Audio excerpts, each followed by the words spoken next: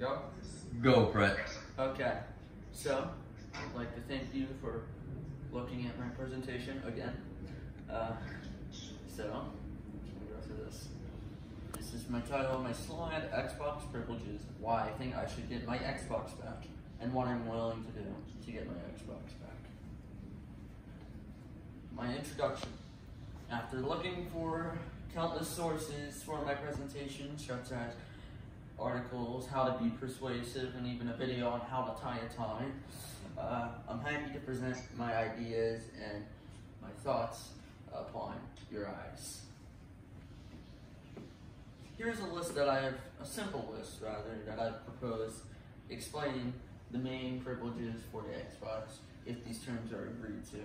However, these privileges are in fact negotiable, and other rules can be negotiated as well.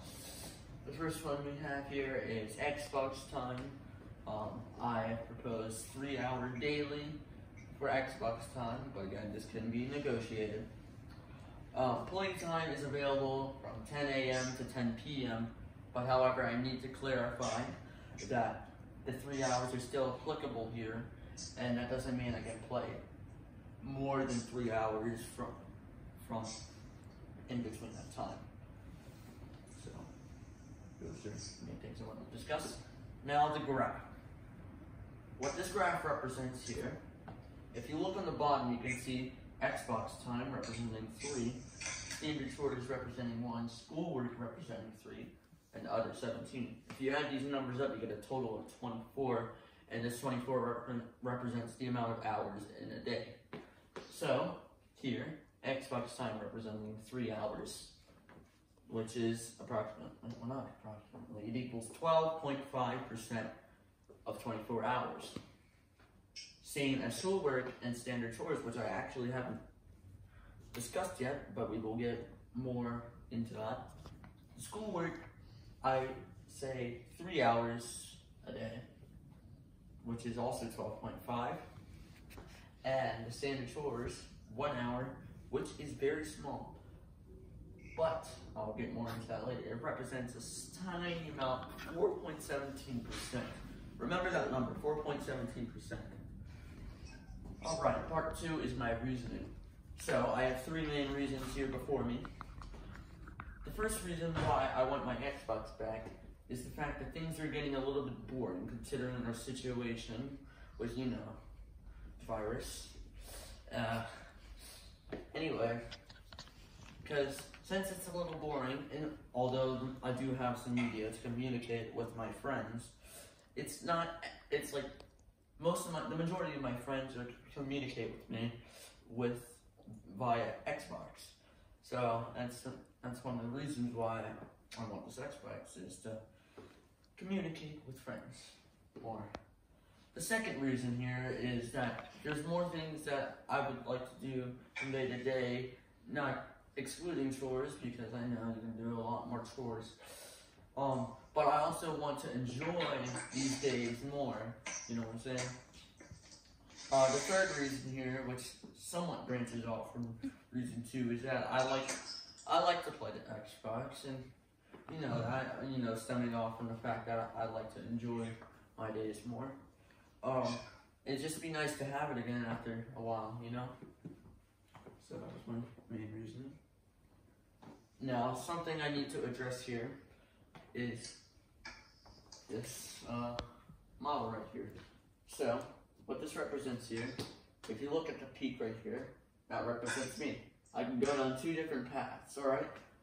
If I was smarter, I would go down, I'd go down this path, do my required routine, prioritize that first, and then once I'm done with that, I can do Xbox, I can do other things, you know, quick, nice, easy path.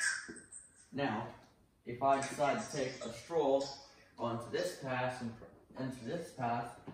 and prioritize the Xbox first, then that would lead into a disappointed mom and a disappointed Paul, which we don't want.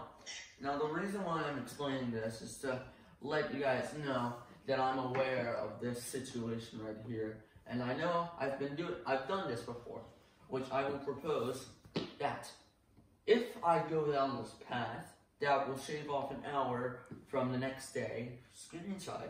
So, for example, if I prioritize the Xbox and go down this path, say Tuesday, then the day after, Wednesday, I would only have 2 hours because 3 minus 1 is 2, simple math. So I just wanted to show this.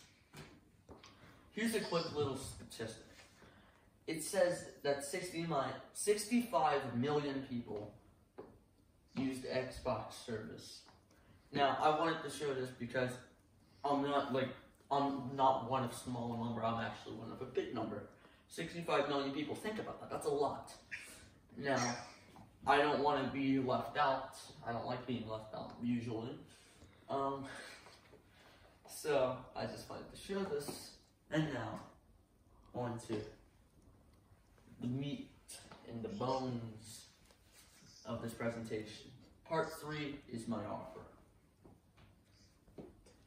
3 main things I'm willing to do. Actually, it's a little more than 3. We'll get more into that. The first thing, and this is specific for one simple reason, the rest of the main chores I have are already set. The first thing is washing dishes on Mondays, Wednesdays, and Fridays when I'm here. And if I'm here on the weekends, I will wash dishes as well on Sundays. This also includes, and not written, but I should also explain, I will also do my own dishes when I dirty them, even on Tuesdays, Thursdays, and the days that I say I won't wash everyone's dishes. Just wanted to clarify that too. The second main thing is 3 hours of schoolwork, which you saw in the pie chart, and prioritize my education and be more responsible with myself in that sense. The third main thing, which is kind of branches off into multiple things, is I'll do the chores, I'll do any chore needed. I'll do whatever chores you need that you want to expand. And remember that number? 4.17% is standard chores. Well, I know you want to expand that number. And although 8 of those 17, around 8 of those 17 hours are asleep, that's still a lot. That leaves 9 free hours. So if you want to expand that 4.17%, that'll just decrease all the free space in that yellow part in the pie chart and make everybody happier. So, thank you for taking the time for listening to my presentation. Questions, comments can be taken at this time.